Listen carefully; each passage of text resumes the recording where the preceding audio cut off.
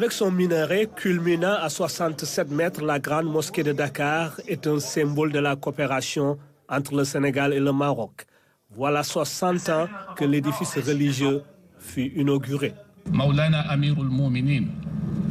Nous remercions l'émir des croyants qui suit les pas de son père Hassan II et tous les deux marchent sur les traces de leur ancêtre Mohamed V. C'est Hassan II qui a inauguré cette mosquée le 27 mars 1964. L'histoire de la grande mosquée de Dakar revisitée à travers des images et des témoignages.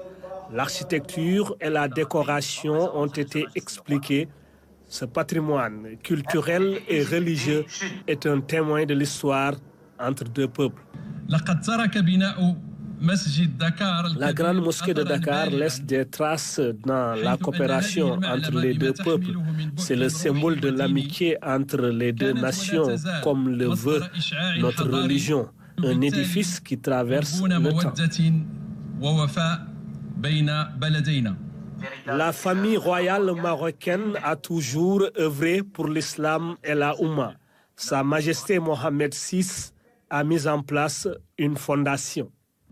Que la fondation s'est tracée comme une instance religieuse africaine hautement responsable, c'est de prendre toute initiative permettant d'intégrer les valeurs religieuses de tolérance en terre africaine. Le deuxième objectif, c'est de faire de la Fondation une institution initiatrice de toute réforme religieuse possible, et ce, par l'apport religieux substantiel des oulémas, des érudits africains. Une réforme à laquelle est subordonnée toute action de développement en Afrique.